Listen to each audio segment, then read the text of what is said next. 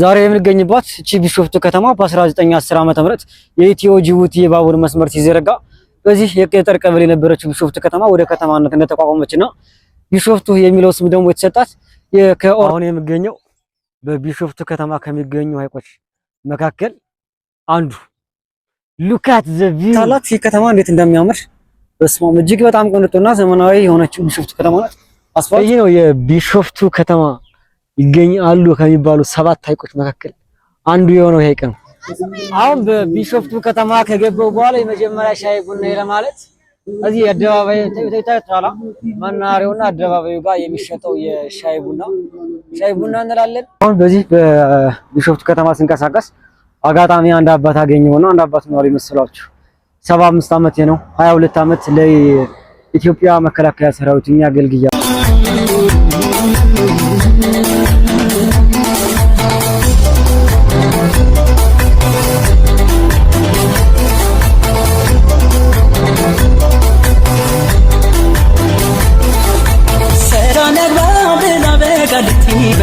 ከፍታን ደስዋን ሰነታስ እንሸይ ታዲሰራ አቱን እንዳዲስ ሰዋሳብ እንዳይገባ የፍቅር ነው ቢል አንደበታቸው አቦግባ ግባ ድሬ ድሬ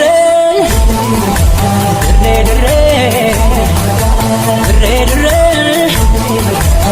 ድሬ ድሬ እንዴት አላችሁ? ዛሬ የኢትዮጵያን ታሪክ ዘመንና ባህል ሁሉንም ነገር በአንድ ላይ የያዘችው እጅግ ታሪካዊትና ዘመናዊት ከተማ ለማየት ከአዲስ አበባ 40 ኪሎ ሜትር ርቀት በምትገኘው በቢሾፍቱ ይገኛል። ቢሾፍቱ ከተማ እንግዲህ በ1940ዎቹ ዓመተ ምህረት በአፄ ኃይለ ሥላሴ አማካኝነት ደብረ ዘይት ሚል ስያሜ ተሰጥቷት ነበር።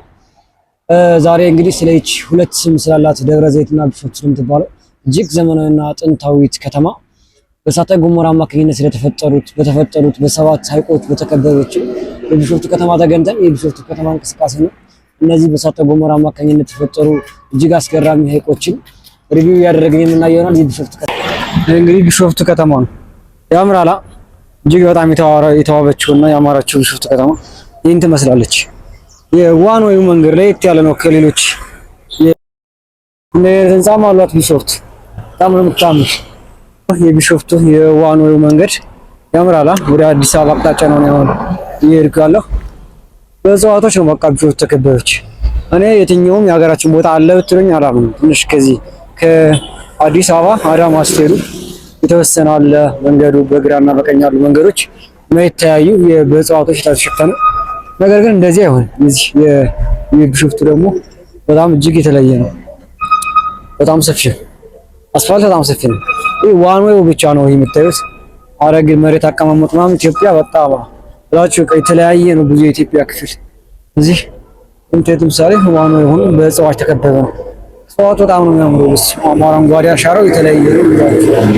ቢሾፍቱ አረንጓዴ አሻራ ግን በጣም ነው የሚያምር እና ቢሾፍቱ ዛሬ እንቀሳቀስን አየናት። ሐይቆችንም አየን። ሐይቆችን ቤት መዝናናት እንዴት እንደሚችል ነገርኳችሁ። የዘንባባዎች ከተማ ነው የምትባለው ቢሾፍቱ። ለምለማ የዘንባባዎች ከተማ ማለት የነበረባት ሐዋሳ፣ ባህር ዳር ነው እስከዛሬ በለምላሚያቸው ሲነሱ ነበር። ነገር ግን ቢሾፍቱ እጅግ በጣም ለምለም የሆነች ከተማ ናት። ከባህር ዳርና ከሐዋሳ ምንም አታንስም ማለት ይቻላል። ቢሾፍቱ ሐይቆች አሏት። እነዛም ሐይቆች የሚታወቁ ነገር ግን የቢሾፍቱ ከተማ ሐይቆች ስላሏት በሰፊው በቃ እንደ ባህር ዳርና እንደ ሐዋሳ እንደ ባህር ዳር እንደ ጣና ሐይቅ በሰፋም እነዚህ ሐይቆች 7 ሐይቆች አሉ። ነገር ግን ከጣና ባይደርስ እና ስለዚህ ቢሾፍቱ እንደዛ ነው መባል ያለባት። ለማንኛውም ዛሬ ቢሾፍቱን በሰፊው ያሳየኋችሁ። ሰብስክራይብ ያደረጋችሁ አሁንም አብራችሁ ይቆዩ። አሁን የምንገኘው ደግሞ የሐይቁ ሐይቅ ቶፕ ቪው ላይ እንገኛለን። በተራሮች መካከል የሚገኘው ሐይቅ ይህን ይመስላል። እጅግ በጣም ቀዝቃዛና እጅግ በጣም ነፋሻማ በጣም ነው የሚያምር። ቆይታችንም የኛ በጣም ደስ የሚል ቆይታ ነበረን። አሁን ደግሞ ከተማዋን ዞር እያል የምሽት የወክ መንገዶችና የሳይክል መንገዶችን እንዲሁም የሰዎች እንቅስቃሴ የምናይ ይሆናል። ሰብስክራይብ አድርጉ፣ አብራችሁ ይቆዩ። እቺ ጥንታዊትና ዘመናዊት ከተማ ቢሾፍቱ እንግዲህ እንደ ታሪክ እንደሚናገረው ከሆነ አፄ ኃይለ ሥላሴ እጅግ በጣም የወዳትና የወንዝ ዳርቻዎችን እንቅስቃሴዎችና እጅግ ብዙ ነገሮችን ይወዳት እንደነበርና አፄ ኃይለ ሥላሴ የኢትዮጵያ ንጉስ በነበሩበት ሰዓት ወደ ቢሾፍቱ መጥተው ያርፉ እንደነበር ብዙ ጊዜ ቢሾፍቱ ከተማንም ደብረ ዘይት ብለው ስም እንደሰየሙላት የታሪክ መጽሐፍና የታሪክ ጽሁፎች ያሳያሉ። ቢሾፍቱ ከተማ በጣም ነው የምታምር ውብ የሆነችውን እቺን ዘመናዊትና ጥንታዊት በአረንጓዴ አሻራና በአረንጓዴ እጽዋት የለመለመች ከተማን ዛሬ ከዳር እስከ ዳር ዞር ዞር ያልን የምናያት ይሆናል። ከእናንተ የሚጠብቀው የሶሎሞን ጎ ዩቲዩብ ቻናል ሰብስክራይብ ማድረግ ነው። ቢሾፍቱ እንዴት ናት? አብረን እንያት። ታይታላችሁ ይህ ከተማ እንዴት እንደሚያምር በስማም እጅግ በጣም ቅንጡና ዘመናዊ የሆነችው ቢሾፍቱ ከተማ ናት። አስፋልት ይሄ ፊት ለፊት የምታዩት ጋር ከምታዩት ጋር ይሄ የአስፋልት አጋማሽ ነው። እጅግ በጣም ጫካ ነው። በዛ በግልባሽ ደግሞ ሌላኛው አስፋልት አለ። አረ በጣም ነው የሚያምር። ብቻ በጣም ቅንጡ ናቸው። በዚህ በምታያቸው የዚህ የመብራት ፖሎች ጥቁሮች ናቸው በዚህኛው በኩል ያሉት።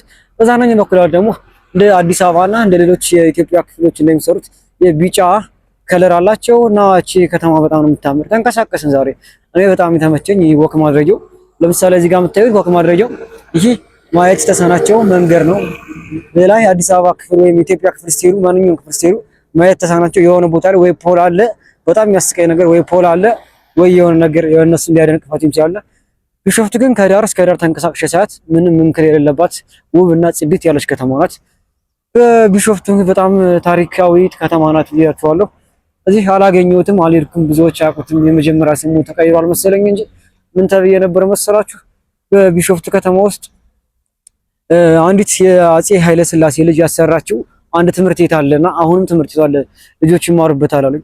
ነገር ግን ያን ትምህርት ቤት ለማግኘት ትንሽ ሞከርኩ፣ አልተሳካልኝም። ለምን እንደም ብዙዎች አያውቁትም፣ ስሙን አያውቁትም። ደብረ ዘይት የሚለው ስም ደግሞ የተሰጣት በ1940 ወይም ደግሞ በ1940 እንደ አውሮፓውያን አቆጣጠር አፄ ኃይለ ሥላሴ በቢሾፍቱ ከተማ መጥቶ ደብረ ዘይት የሚለውን ትርጉም ሰጣት። የወይራ ዘይት ዛፎችን ብዛት በማየት ደብረ ዘይት ብሎ ስሟን ሰየሟት እና ስለዚህ አፄ ኃይለ ሥላሴ ነው ደብረ ዘይት የሚለውን ስም ሰጣት ለቢሾፍቱ። አሁን ላይ በህጋዊ ስሟ በብዛት ደብረ ማለት ቢሾፍቱ በመባል ነው የምታወቅ። ለምን እነሱ እንደዛ የሚፈልጉት የቢሾፍቱ ነዋሪዎች እና አፄ ኃይለ ሥላሴ የወይራ ዛፎችን በማየት የዛፍ ዘይቶችን በብዛት በማየት ደብረ ዘይት የሚል ስያሜ ሰጣት ማለት ነው በጊዜው። አሁን የምንገኝበት ሐይቅ እንግዲህ አርሰዲ ሐይቅ ይባላል። አይ ላቭ ቢሾፍቱ ይላል እዚህ ጋር በእንግሊዘኛ። ወደዛ ከፊት ደግሞ በኦሮምኛ ቋንቋ ተጽፏል። ሁለት ቋንቋ ነው ተጽፏል። አርሰዲ የሚባል ሐይቅ ነው ይሄ።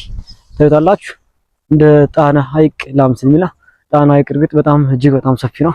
ከባህር ዳር እስከ ጎንደርና እስከ ጎርጎራ የሆነ ጣና ሐይቅ እጅግ በጣም ሰፊ ነው። ይህ አርሰዲ የሚባለው ሐይቅ ነው እንግዲህ እንደነገርኳችሁ 7 ሐይቆች ያሉ በቢሾፍቱ አፄ ኃይለ ሥላሴ የነበረበት አካባቢ ቤተ መንግስት ያሰራበት አንድ ሐይቅም አለ። ከዛ መካከል አንዱ አርሰዲ የሚባለው ሐይቅ ነው። የአርሰዲ ሐይቅ እንደምታዩት በእጽዋቶች የተከበበ ሐይቅ ነው። እጅግ በጣም ብዙ እጽዋቶች ነው ያሉ። በጣም ነው የሚያምር። በኦሮሞኛ ቋንቋ አንድም የኦሮሞኛ ቋንቋ ስለማልችል ነው እንጂ ብዙ ጽሁፎች አሉ። ብቻ ለማንኛውም እንደዚህ ዞር ዞር ያልዛው እናያለን። እጽዋቶች በጣም ጫካ ነው። ይኸው ለእንድብቴት ጫካ ነው ሙሉ በሙሉ። በስመ አብ በጣም ነው የሚያምር። ሰላምን ጠብቃችሁ እዚህ በጸጥ ብላችሁ ለመኖር ራሳችሁን ለማግኘት እዚህ ወደ ቢሾፍቱ መምጣት ነው ያለባችሁ። መምጣት መዝናናት። ከዚህ ምን መሰላችሁ ለመምጣት ወደ ቢሾፍቱ ለምሳሌ ከአዲስ አበባ በባስ በ80 ብር ባስ መምጣት ትችላላችሁ። በጣም 40 ኪሎ ሜትር ነው ከአዲስ አበባ ቢሾፍቱ። ለማንኛውም መጣችሁ እዚህ መዝናናት ትችላላችሁ። እጅግ በጣም ነው የሚያምር። በጣም ለየት ያለ ከተማ ነው ቢሾፍቱ። ሰብስክራይብ ያደርጋችሁ አብራችሁ ይቆዩ። ዛሬ የምንገኝባት እቺ ከተማ በአፄ ኃይለ ሥላሴ ሌላ ስም የተሰጣት ደብረ ዘይት የሚባል ስም የተሰጣት የኢትዮጵያ አየር ኃይል ሲነሳ ዋና መቀመጫ የሆነችው የኢትዮጵያ አየር ኃይል ዋና መቀመጫ የሆነችው በደብረ ዘይት ከተማ የተንቀሳቀሰ ይህን እጅግ አስገራሚ አረንጓዴነቷና ውበቷ እንዲሁም የማህበረሰቡን ፍቅር ነው። በጋራቻችን ላይ የሚኖር ማህበረሰብ ፍቅር ከሁሉም ነገር ንጹህ የሆነ ማህበረሰብ የሚኖርበት የቢሾፍቱ ከተማ የተንቀሳቀሰ ሙሉ ለሙሉ የሚነናል። ለምታዩት የቢሾፍቱ ከተማ እንግዲህ እጅግ በጣም ውብ ነው። በሚገርም እኔ ኢትዮጵያ ውስጥ ብዙ ቦታዎች ተንቀሳቅሻለሁ። አዲስ አበባንም ከጫፍ እስከ ጫፍ አይቻታለሁ። አዲስ አበባ ሙሉ ኮሪደሮች አይቻለሁ።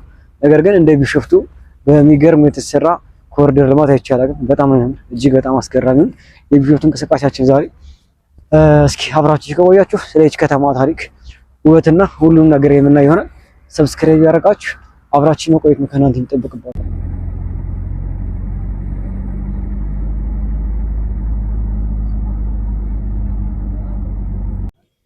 ይህ የቢሾፍቱ ከተማ እንግዲህ አረንጓዴ ናት ያልኳችሁ ይመስላለች።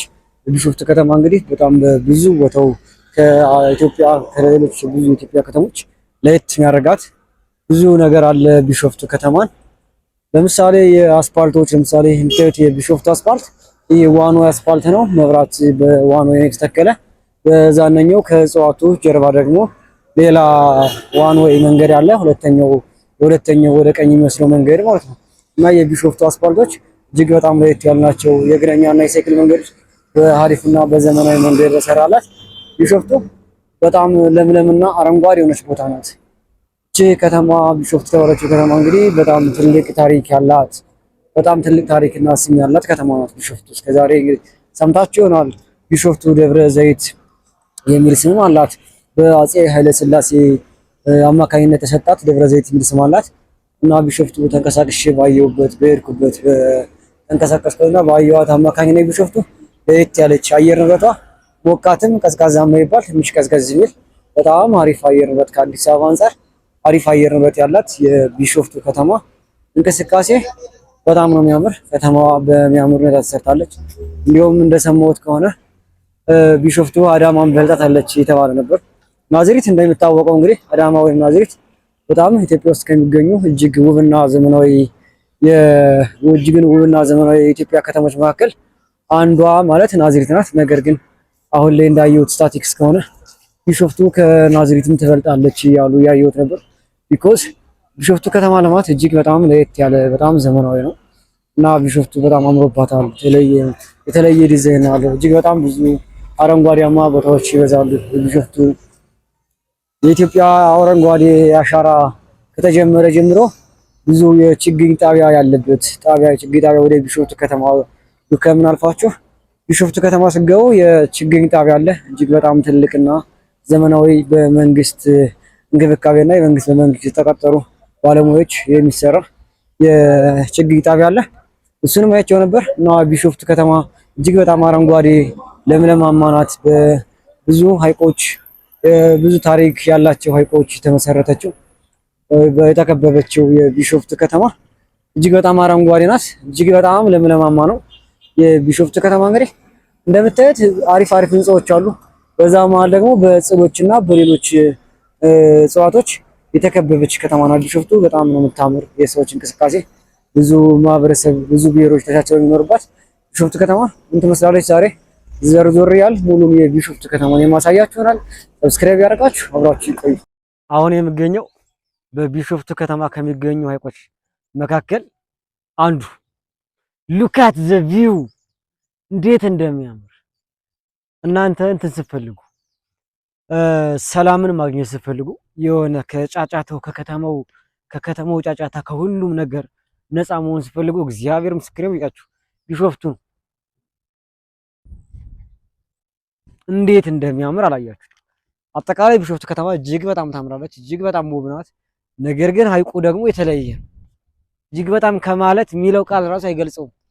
ሰላም ታውቃላችሁ፣ እዚህ የቢሾፍቱ ሐይቅ ላይ በቃ ሰላማችሁን ነው የምታገኙ ብላችሁ ጸጥ ብላችሁ የምትወሩበት የቢሾፍቱ ሐይቅ እንዴት አይነት ሰላም እንዳለው አላያችሁ። በስማም ቢሾፍቱ የተለየ ከተማ። ሐይቆቹ በጣም ነው የሚያምሩት።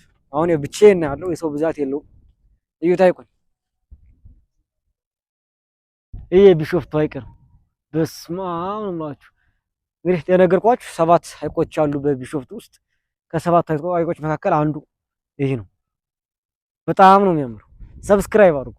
ይሄ ነው የቢሾፍቱ ከተማ ይገኛሉ ከሚባሉ 7 ሐይቆች መካከል አንዱ የሆነው ሐይቅ ነው። ሰላሙ፣ ቅዝቃዜው፣ በቃ ሁሉ ነገሩ እንዴት እንደሚያምር እዚህ ሐይቅ እዩት። በስማ ባህር ዳር ጣና ሐይቅን ነበር በጎርጎራ በኩል እዚህ በፊት እንደዚህ ያየው።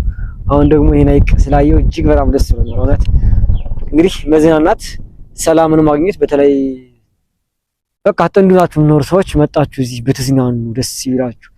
ሰላም ንፋስን ሆኑ እዩት። በጣም ነው የሚያምር። በጀልባ ትንቀሳቀሳላችሁ ምናምን ብቻ እጅግ በጣም ነው የሚያምር። እዩት። በጌታስ በተራሮች ማለት ገባው። እንግዲህ በእሳተ ገሞራ አማካኝነት ተፈጠረ የሚባል ሐይቅ ነው። እንደዛ ነው የሚል ጎግል ላይ ሰርች አደረገው። በእሳተ ገሞራ ምክንያት የተፈጠረ ከ7 ሐይቆች መካከል አንዱ ይሄ ነው። በስመ አብ ራሴ በጣም ዞረ ታውቃላችሁ። በጣም ነው የሚያምር እጅግ በጣም